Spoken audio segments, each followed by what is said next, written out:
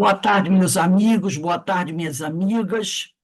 Nós estamos aqui na Sociedade de Estudos Espíritas Francisco de Assis, hoje é 26 de agosto de 2024.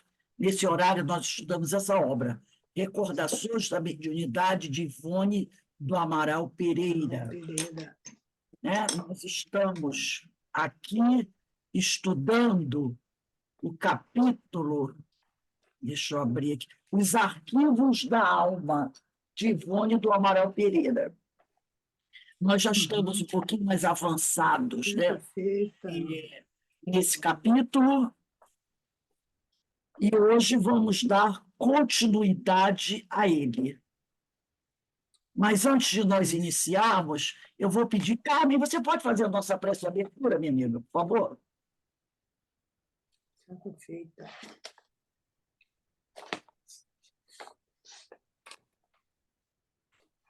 A Carmen está aí?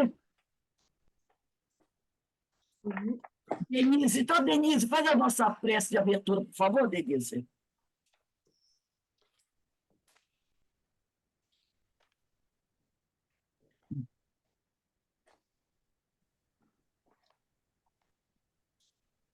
Foi, não. Foi. Pai querido, Senhor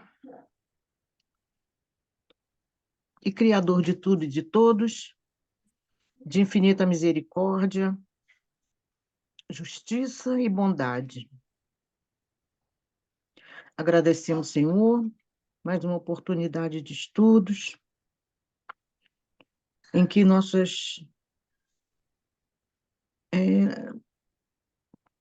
as nossas aquisições sejam feitas de forma mais clara possível, que possamos compreender e, acima de tudo, Senhor, praticar os ensinos que o nosso Mestre Jesus nos enviou e que nossos irmãos nos auxiliam na compreensão, nossos irmãos superiores, nossos irmãos que nos antecederam, que trouxeram para nós o entendimento do Evangelho como o nosso Mestre Jesus nos revelou.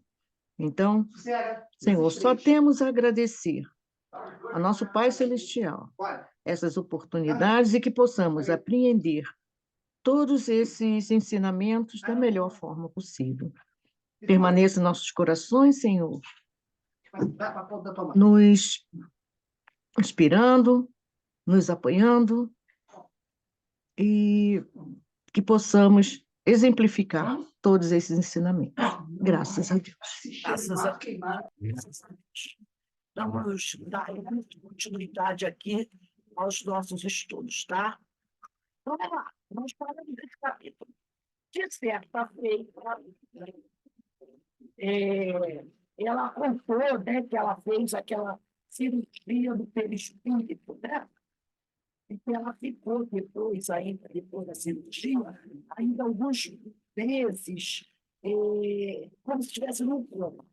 E ela vai dizer aqui, ela conta como é que ela ficou, vou ver até um pouquinho, né?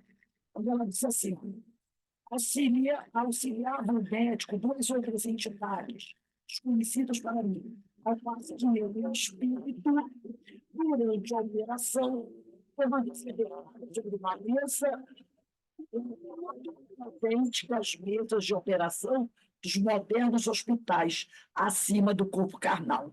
Inerte, que quer dizer que o serviço era realizado no próprio aposento, que era o quarto dela, né, onde o corpo físico jazia inanimado. Depois desse estranho acontecimento, entrei em convalescença. Não obstante, ainda hoje, tanto a fadiga física como o sofrimento moral fazem reaparecer as dores, então sentidas e eu adoeço, sem, contudo, se constatar qualquer enfermidade do aparelho carnal.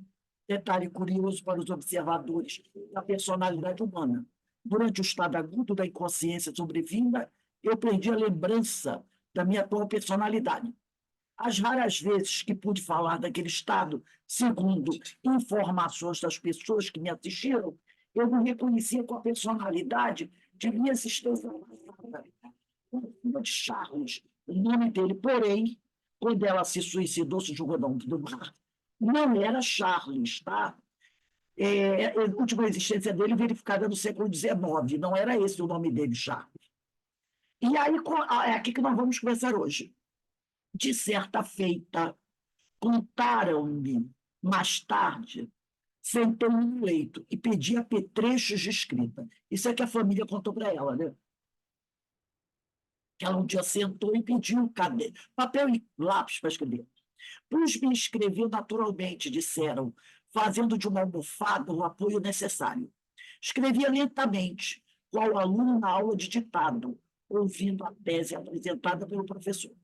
Recordo-me vagamente, como em sonho, desse fato terreno. Lembro-me, no entanto, de que não via no livro nada com móveis em estilo manuelino, muito polidos, reluzentes, né? Estilo Dom Manuel. Esse manuelino é Dom Manuel. O recinto era fartamente iluminado com luzeiros de tons azuis. Eu me sentava à secretária e escrevia laudas, quer dizer, de papel, folhas e folhas de papel. Muito branco e como de legítimo cetim, pois que reduzia e Charles à minha frente, do lado oposto à secretária, ditava o que eu escrevia.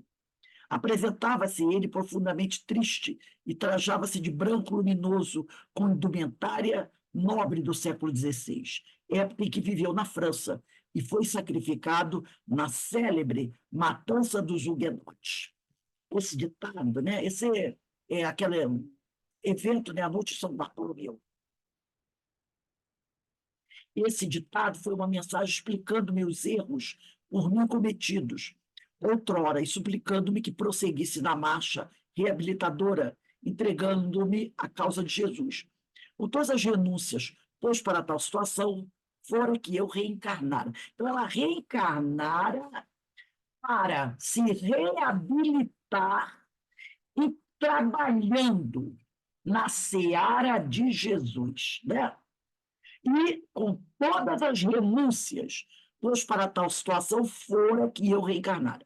E somente assim lograria, quer dizer, conquistaria firmeza e paz, não só diante das provações, mas também tendo em vista as tarefas mediúnicas e intelectuais, psicografia, psicofonia, né? Que deveria realizar, ao passo que renovasse a minha fé e a minha coragem, porque novos testemunhos se apresentariam em minha vida, intensificando minhas lutas. A dita mensagem existe ainda em meu poder. Dir-se-ia uma carta, e há nela trechos como os que se seguem, os quais tomo ao original. Então, ela vai trazer aqui os trechos dessa carta que Charles ditou para ela escrever. Grande parte do que hoje sofre é a carta de Charles. É o reverso do que tu mesma fizeste sofrer. É o que ele está ditando para ela. A mim, teu pai, nos dias do nosso passado terreno, naquele mesmo lar cuja lembrança te seguiu de uma existência a outra, como a sombra de um remorso. Já pensaste, porventura, minha filha, o que foi a dor que me pungiu o coração ao constatar que tu, a quem eu amava acima dos demais afetos da família, preferiste a morte a sofrer tuas próprias desventuras, resignada ao pé de mim, quer dizer, ao lado dele, amparando-te na minha ternura? Pensaste no que possa ser a amargura de um coração paterno que se reconhece irremediavelmente preterido, quer dizer, colocado de lado, pelo filho, que em tudo mais pensou, que a todos os demais amou e envolveu na solicitude suprema de uma saudade, mas que ao próprio pai esqueceu quando se entregou ao suicídio pelo amor de outrem? Ele está falando da dor de um pai ao ver que o filho não ouviu as palavras dele, não pensou nele na hora de praticar o suicídio. Pois tu fizeste isso com teu pai, diz ele para Ivone. Pensaste acaso do que padeci, obrigado a viver ainda naquele lar, naquela casa, né, onde nasceste, depois que o abandonaste, primeiro para te entregares ao cultivo das paixões, e depois para buscar a morte voluntária fora dele? Primeiro ela abandonou o pai, né? Abandonou a casa para viver a ilusão no mundo, fazendo as besteiras que fez. Depois, novamente, ela abandona a casa através do suicídio. Pensaste no que sofri naquele casarão silencioso que tua saudade dominava E quando se diria que ias e vinhas pelas salas ainda cheias da recordação da tua presença, e no que foi a minha dor ao encontrar teu corpo decomposto pelas águas, sem sequer poder beijar-te uma vez ainda, quando os pescadores tiraram o corpo dela do mar, né? Pois tudo isso fizeste sofrer a teu pai, pela qual hoje tanto choras da ânsia do arrependimento. É, pois, por mim que hoje sofres. A tua dor de hoje reflete a minha dor de ontem. Sofre, pois, resignada, mas certa de que, embora separados temporariamente pela tua resignação, permaneço fiel ao teu lado, consolando tuas horas tristes, fortalecendo a tua coragem nos momentos mais difíceis. Então ele diz para ela, né? Para ela sofrer resignada, porque ele sofreu resignado. Magoado por ela, mas ele não se suicidou. Ele enfrentou a dor e o sofrimento, né? Sofres, continua Charles, pela falta de um lar que te negaram. Mas por que te admiras de que não Londres possui um lar? Ele diz: você está sofrendo hoje porque hoje você não pode ter um lar. Mas por que será que você não pode ter um lar hoje? O teu lar é o meu lar, minha filha, e no momento estou impossibilitado de oferecer-te um. Consola-te, pois, comigo, que também não possuo lar. Nunca mais tive lar, minha filha, desde o dia em que abandonaste aquele que foi nosso lar, né, para te entregares à volúpia de um suicídio. É, porventura, lar o abrigo de onde a paz se ausentou para que a dor permanecesse? Como é que aquela casa poderia continuar sendo lar para ele, desde que a filha que ele amava muito tinha se entregado ao suicídio e ali não estava mais? Aqui, na vida espiritual, onde presentemente habito, existem lares suntuosos. Há também um à tua espera. É o meu, é o teu. Mas nem eu o habito por enquanto, porque o meu lar sem ti, para mim, é expressão vazia de sentido. Praza aos céus, né? Quer dizer, peça a Deus, né? Que doravante tu te voltes definitivamente para Deus, como tanto te é necessário, fiel às atitudes de renúncias gerais, para que, finalmente, consigas a paz do coração. Muito precisarás fazer nas sendas do amor a Deus, ao próximo e à verdade. E se o meu auxílio, em meio das tuas futuras lutas reparadoras, é grato ao teu coração, ter-me-ás ainda e sempre junto a ti, como tiveste durante as peripécias dos milênios passados, porque eles tiveram muitas vidas juntas, muitas reencarnações juntas, né? Devo-te a minha ajuda diante de Deus, e não faltarei ao meu dever. O esplendor egípcio, quer dizer, eles reencarnaram juntos durante o Império Egípcio, né? O esplendor egípcio. O esplendor egípcio já nos viu unidos pelos laços de um amor recíproco. O esplendor da Pérsia, outra grande cultura, né? O esplendor da Pérsia recebeu-nos novamente juntos, concedendo-nos o prosseguimento de uma união que revelava pretender a eternidade. Roma, outra reencarnação em Roma, nos agasalhou na sua decadência e nos conservou unidos, não obstante os desvios imprevistos que nos feriram.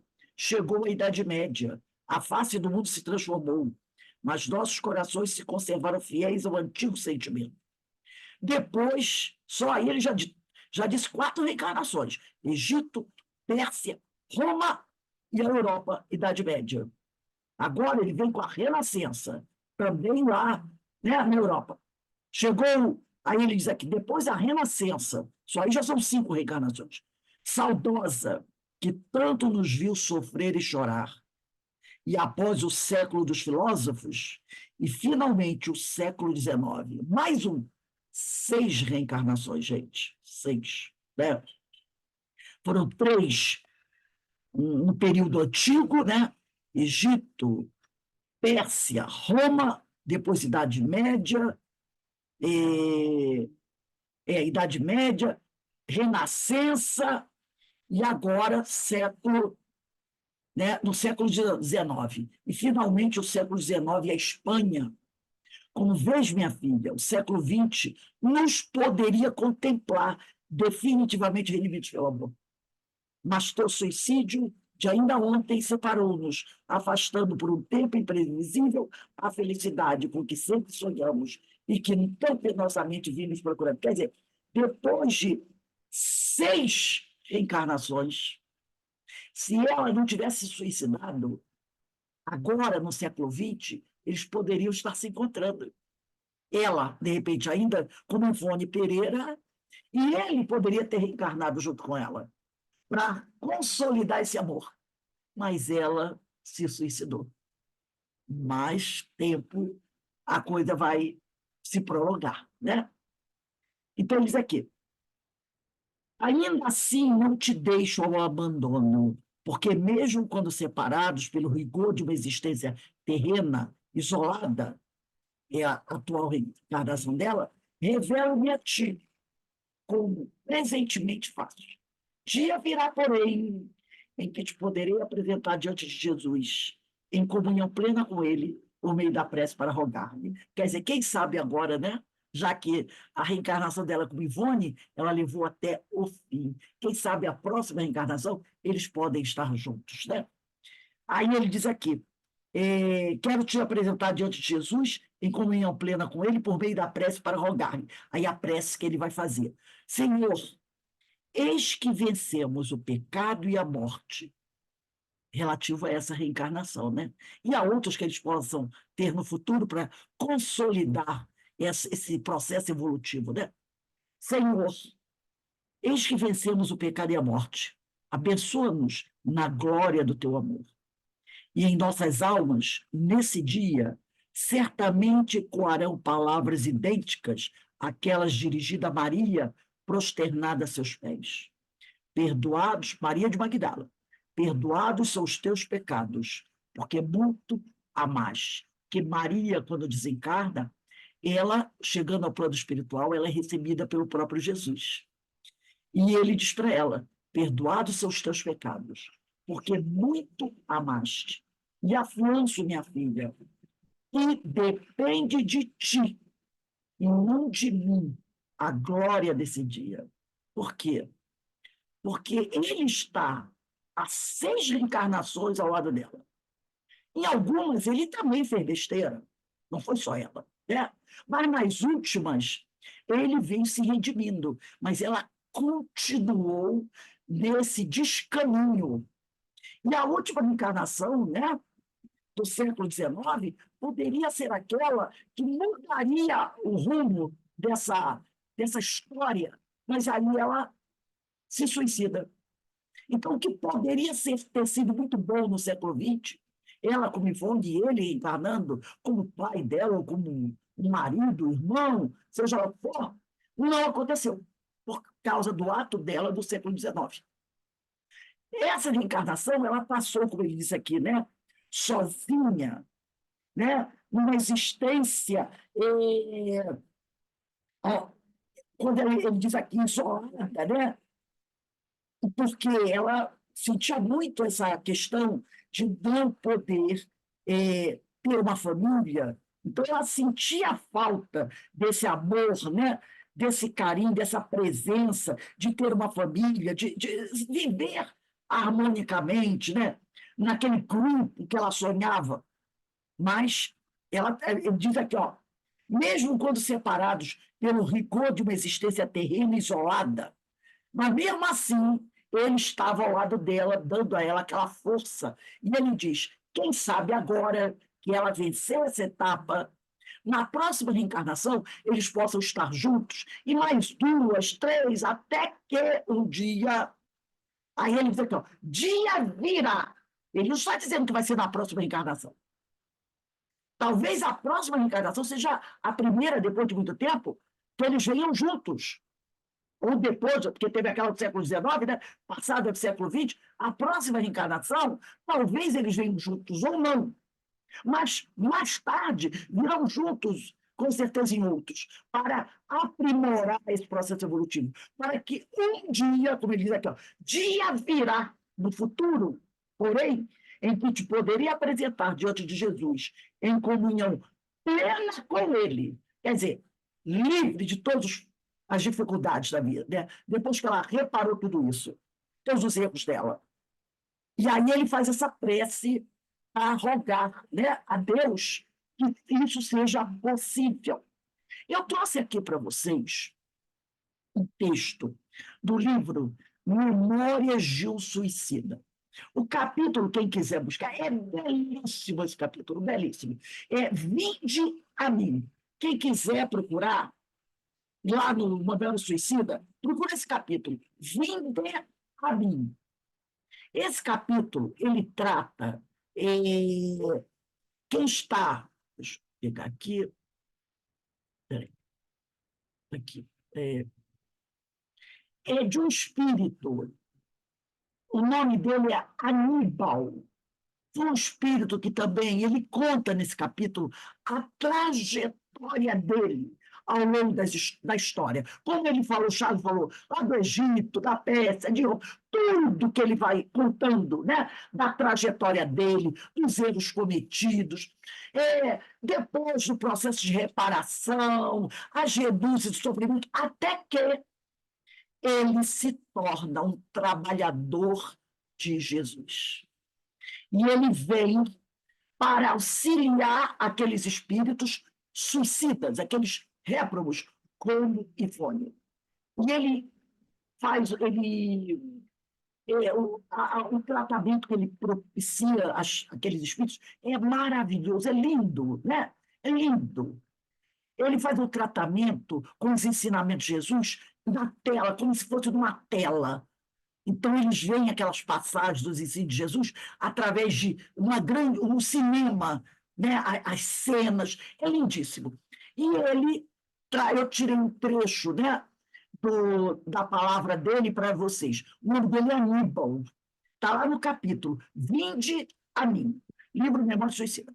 Ele diz assim: todos os filhos do Altíssimo, ao viverem as existências planetárias, como as espirituais, quer dizer, ao viverem aqui na Terra ou no plano espiritual, desencarnados, imprimem nos escaninhos da alma, nas camadas profundas da consciência, toda a grande epopeia das trajetórias testemunhadas, as ações, as obras e até os pensamentos que concebem. Então, ele diz que tudo que a gente faz, toda a história da nossa vida, todas as ações, tudo de bom, tudo de mal, até os nossos pensamentos, ficam registrados na mente do espírito.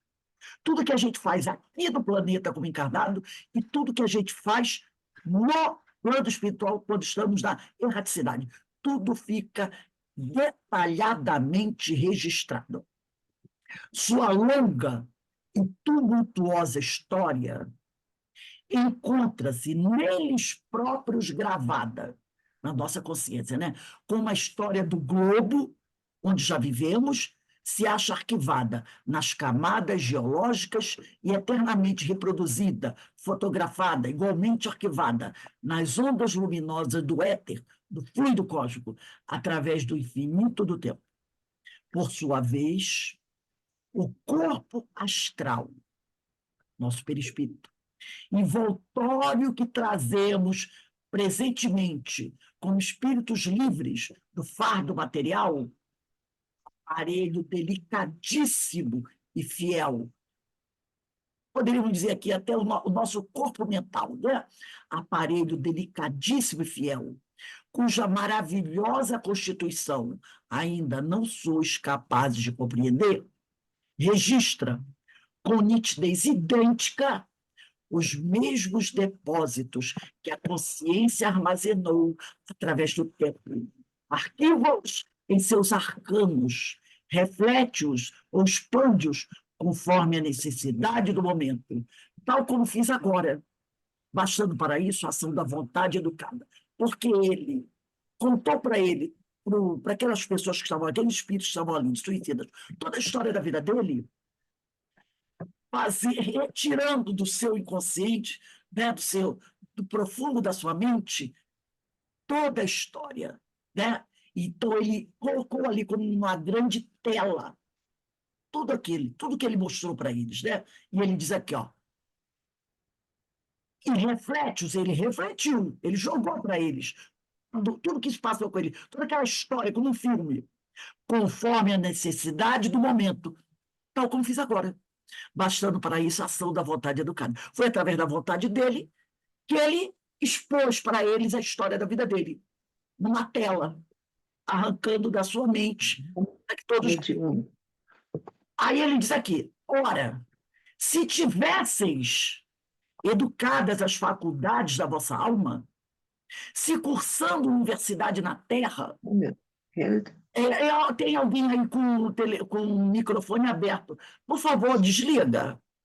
Aí ele diz aqui, ora, se tivesseis educadas as faculdades da vossa alma, se cursando universidades da Terra, esclarecendo inteligências, como homens que fostes, igualmente houvesses cultivado os preciosos dons do Espírito, assim vos apossando dos sublimes conhecimentos das ciências psíquicas, além de não haver convosco a possibilidade de uma derrota produzida por suicídio, porquanto vos terias colocado em planos muitas vezes superiores aos que medram as paixões insânias que a este dão causa. Então ele está dizendo o seguinte, se vocês estivessem, né, se educado nas questões do espírito, como vocês se educam nas universidades da Terra, né?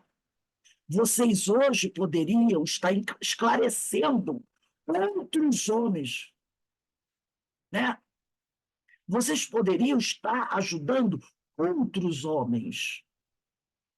Estariam aqui, ó, esclarecendo inteligências como homens que foste, igualmente houvesses cultivado os preciosos dons do Espírito, assim vos apossando dos sublimes conhecimentos das ciências psíquicas, além de não haver convosco a possibilidade de uma derrota produzida por suicídio, porquanto vos terias colocado em planos muitas vezes superiores aos em que medram as paixões insânias a que eles dão causa. Então ele fala, se vocês tivessem se dedicado com tanto afinco a estudar as coisas do espírito, como vocês se dedicam a estudar as coisas da terra, hoje vocês não estariam na situação em que se encontram. E ainda diz mais aqui, principalmente aqueles que se suicidaram, né? Que se encontram muito mais derrotados, muito mais problemáticos, né? Porque vocês hoje estariam em níveis evolutivos muito mais elevados e não sofrendo as consequências do ato insano do suicídio. Aí ele diz aqui, agora, se tivessem buscado as questões do espírito, como nós buscamos as coisas da terra, estariam à altura de compreender minhas expressões mentais, como ele lança o que vem da mente dele, né, para que as pessoas vejam, sem o auxílio, por assim dizer, material, deste aparelhamento que me fotografou e animou os pensamentos, as lembranças e recordações, reproduzindo-as para vós, tal como se acham arquivadas nos livros secretos do meu espírito. Então, ele está dizendo aqui, hoje vocês estão conseguindo ver que eu estou apresentando para vocês, porque vocês estão usando esses materiais, esses aparelhos aí. São os aparelhos que eles colocavam na cabeça para poder assistir o que ele estava projetando da mente dele. Ele diz, se vocês não tivessem, né, vivido o que viveram, feito as besteiras que fizeram, hoje vocês não precisariam desses aparelhos para saberem o que eu estou colocando aqui. Para lerem o meu pensamento. Vocês fariam isso tranquilamente. Então, é como a Ivone Pereira aqui, né? Quantos erros cometidos? E ele está falando isso ali para a gente, né? Mostrando que no nosso corpo mental, que é a casa do espírito, né? Que envolve o espírito, ali fica registrado tudo que a gente faz. Tudo, tudo, tudo. Toda a nossa história. E consequências que nós vamos sofrer vêm dali. Não é castigo divino. Então, ele fala, né? Procurem se dedicar com afinco ao estudo das coisas do espírito, para que vocês possam se elevar, né? E jamais busquem o suicídio, porque isso cria consequências absurdas que vão atrasar essa caminhada. Esse texto do amigo espiritual Aníbal é belíssimo. Leiam esse capítulo, Vinde a mim, no livro Memória Suicida. Ele faz uma explanação maravilhosa, linda, linda, linda mesmo, sabe? Então, é o que o Charles praticamente disse para a Ivone aqui. Foi o que ele falou para a Ivone. Né? Que tudo poderia ser diferente se ela tivesse enfrentado as dificuldades dela com o apoio do pai durante o período em que ela estava sofrendo a morte do marido, a morte da filha.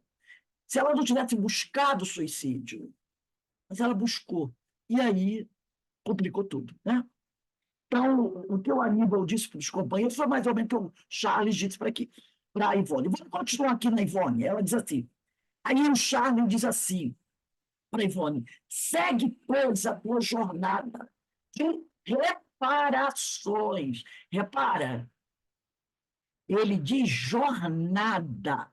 Significa o quê? Que ela tem muita coisa ainda para corrigir. Segue, pois, a tua jornada de reparações, visto que, se erraste ontem, é justo que hoje te reabilite pela dor e pelo trabalho. Outra importante citação aqui. Pela dor e pelo trabalho. Você pode reparar só pela dor, sim, mas vai ser muito mais demorado. Se você ficar só pela dor, você vai reparar, mas vai ser muito mais demorado. Lembramos de quem?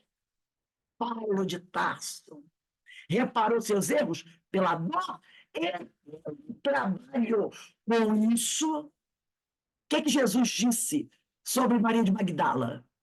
Muitos pecados serão perdoados àquele que muito amou, né? Então, por isso que Charles disse aqui, em nossas almas nesse dia, certamente coarão palavras idênticas, aquelas dirigidas a Maria, prosternada a seus pés, depois que ela chegou ao plano espiritual. Perdoados são os teus pecados, porque muito amaste. Então, o que eu estou entendendo aqui? Amar é trabalhar no bem.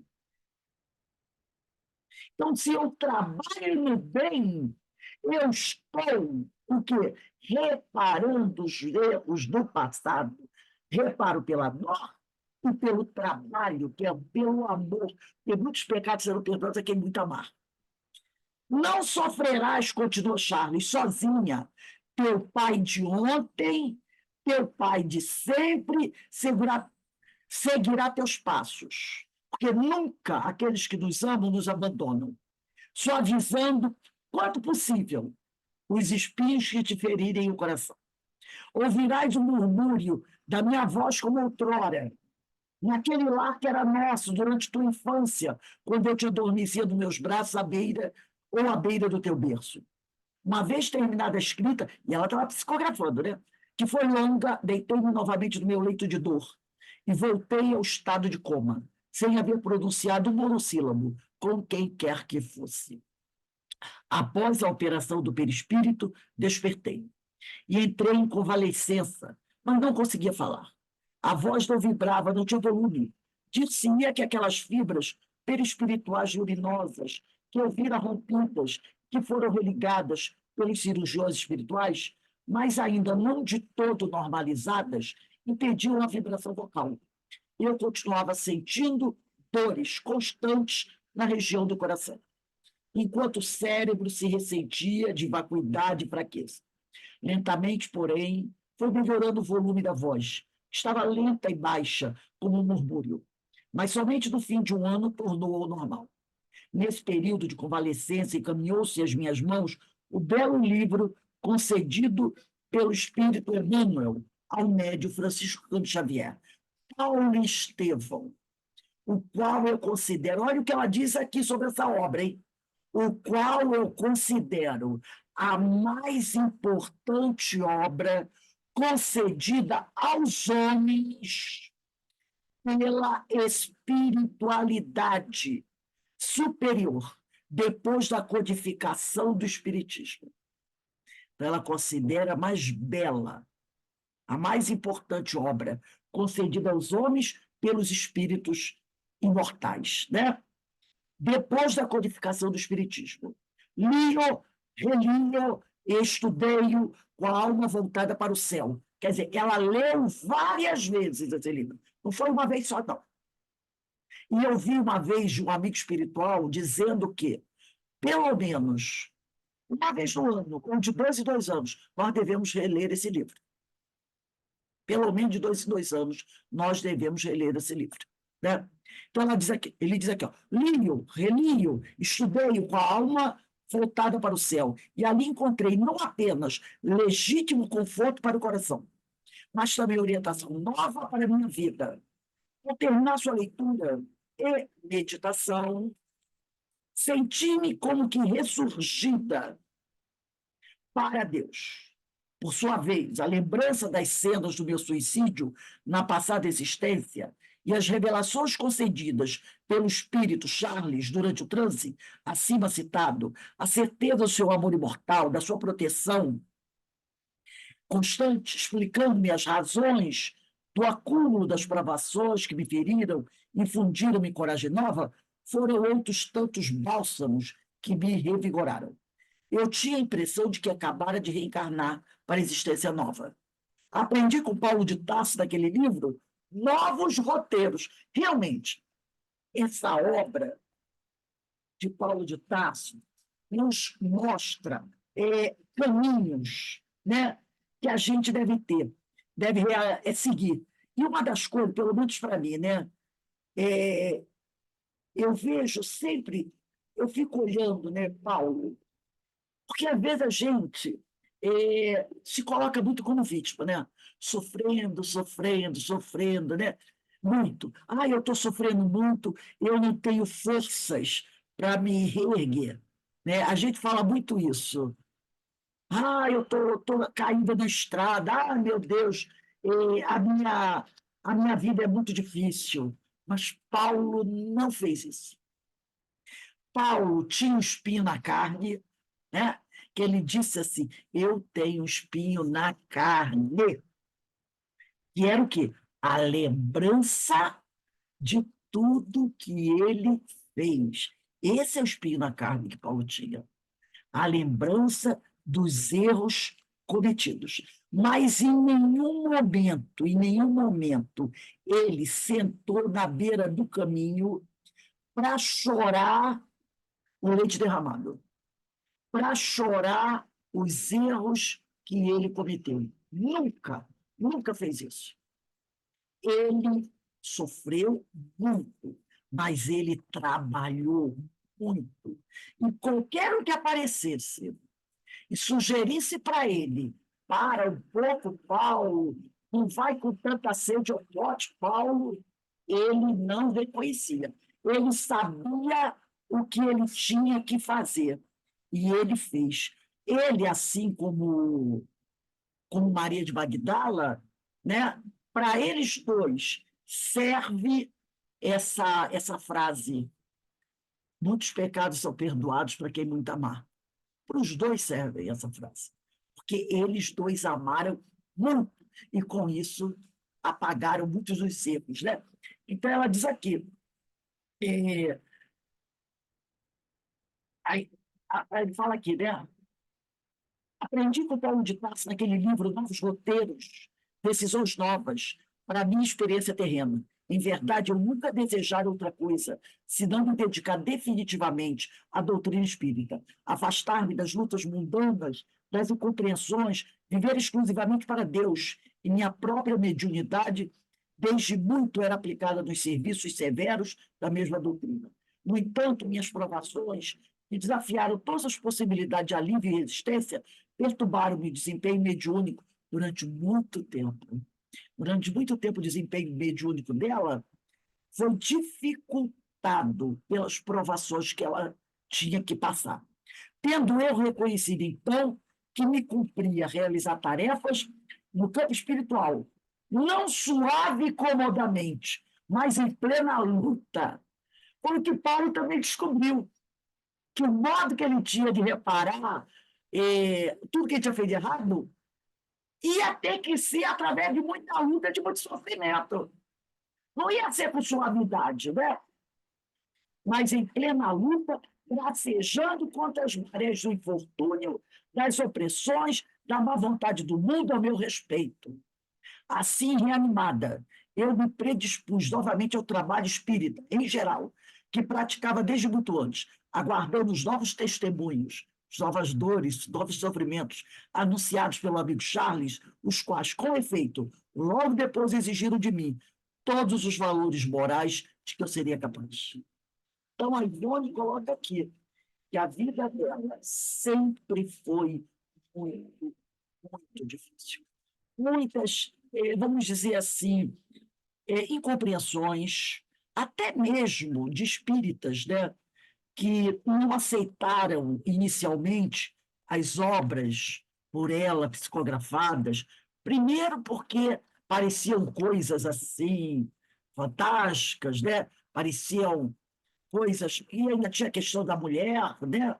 Então, ela sofreu muito, muito, muito, mas ela não se deixou abater, como Paulo de Tarso também não se deixou abater. Ele sabia o que tinha que fazer e como tinha que fazer. E muita gente tentou pará-lo, mas ele foi em frente, até o último momento. Inclusive, quando o soldado levanta a espada para arrancar a cabeça dele, o soldado para, porque sabia que ele era inocente.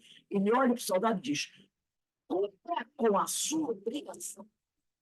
Quem está sofrendo aqui não sou eu, é você, que ainda vai ter que, durante um certo tempo, obedecer às ordens de um lunático, de um inconsequente. Você é que tem muito sofrimento pela frente. Eu não, eu já cumpri com a minha obrigação. Eu já fiz a minha tarefa, realizei a minha tarefa. Cumpra a sua agora. E chega ao plano espiritual cego. Cego. Como ele estava cego daquela estalagem depois daquele momento lá da Estrada da Marcha. E quem vem tirar, vem restituir a visão a ele? Ananias, outro grande servidor de Jesus, né? Que vem ali. Né? Então, ele mostrou para a gente, assim como Maria de Magdala também mostrou para a gente, como é que nós devemos trabalhar. Porque ambos eram espíritos que tinham, né, questões para resolver, mas em nenhum momento pararam para chorar, esperando que alguém viesse levantá-los e levá-los das costas, não. Batalharam, repararam o seu erro através do amor, através do trabalho no bem. É isso que ele deixa a lição para a gente. Todos nós sabemos o que nós temos ainda para resolver. Todos nós sabemos que não somos espíritos iluminados, somos espíritos perfectíveis, espíritos a caminho da perfeição. E é certo termos muita coisa a vencer, mas que a gente não se deixe bater por isso. Trabalhe, trabalhe, trabalhe. Como diz o Emmanuel, disciplina, disciplina, disciplina. E jamais abandone o palco aonde você foi colocado. Jamais abandone a seara do Senhor buscando outras fugas para tudo isso. É só desespero que você está arrumando para a sua própria vida. Alguém gostaria de comentar alguma coisa sobre essa página que eu achei maravilhosa de Ivone aqui? São exemplos aí que emocionam a gente, né, Rose? E a Sim. gente vê que a nossa caminhada, com às vezes coisas tão pequenas, né? E a gente já fica logo, Jesus Cristo, pelo amor de Deus! E a trajetória deles, a história dela, então, 7 reencarnações que você falou, você estava contando aí. Né? Nossa, mãe, que luta, que luta! E a trajetória dela, de muito trabalho também, de muito trabalho. Mas ela Mas perseverou até o fim. né? Perseverante. Ela morreu como mesmo? Eu não sei como é que Eu ela acho que morreu. foi um problema de coração, alguma coisa assim. Ela morreu em 1984. Porque esse problema dela, ela passou pela cirurgia perispiritual, mas não Sim, tratou tudo. Lembra que ela fala que, mesmo sim, me lembro. eu continuei com dores, porque Sim, foi assim um alívio para ela poder continuar. é. Que a cirurgia não tirou o problema dela, trouxe um alívio. Tipo assim, fizeram um curativo para ela aguentar, Uma que gambiarrazinha, uma gambiarrazinha. o corpo resistir enquanto É, eu para tinha continuar. que trabalhasse. Chegou no momento, a tal da gambiarra não estava resolvendo mais. Mas eles deram aquele, né, aquele tratamento para ela cumprir com a tarefa dela. Mas ela sentia dores, né? Ela sentia dor, provando que o problema ainda estava lá. Porque o problema foi arrumado por ela. Ela Sim, que tinha que resolver esses problemas, né? Mas eles, como ela deixou o tempo todo claro, eles nos ajudam e muito, né?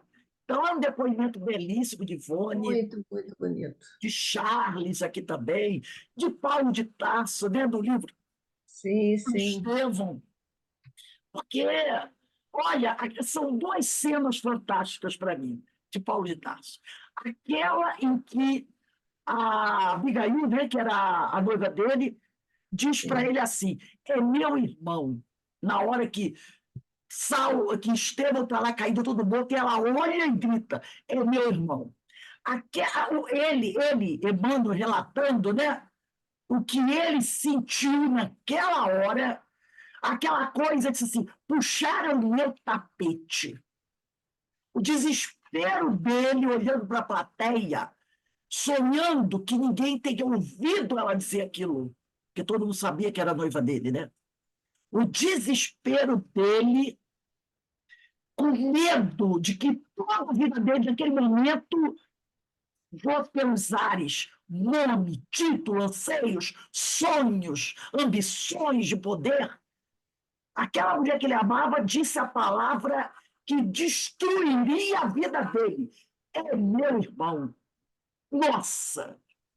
Tipo assim, se ele tivesse uma espada e pudesse, ele tinha fuzilado ela naquele momento. Aquela cena, para mim, é antológica. E a segunda é o encontro dele com Jesus, né? Quando ele Sim. entende que é Jesus está falando com ele, sabe, tipo assim, aonde tem um buraco para eu entrar? Né? Aonde tem um buraco? E aí ele só diz: que queres que eu faça? Que queres que eu faça, Senhor? Quando ele reconhece que é Jesus e que ele era o grande adversário. Essas duas, para mim, são fantásticas. Né? É aquela coisa. E a partir daí, ele tomou a iniciativa e disse: é comigo mesmo, pode deixar. No início, meio É, equivocado, né? Mas ele foi. Como diz lá na questão 658, para Deus a intenção é tudo.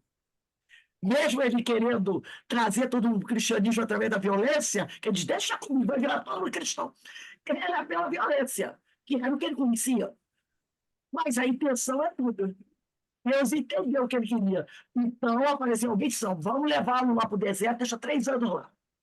E ele vai em deserto com 2 companheiros, a quem ele tinha feito sofrer muito. E lá ele aprendeu como ele deveria agir. E ele foi, né, tropeçando de vez em quando, às vezes um pouco arrogante, às vezes um pouco, né, cobrando demais, mas ele foi passo a passo aprendendo como agir, como fazer, como lidar com as pessoas.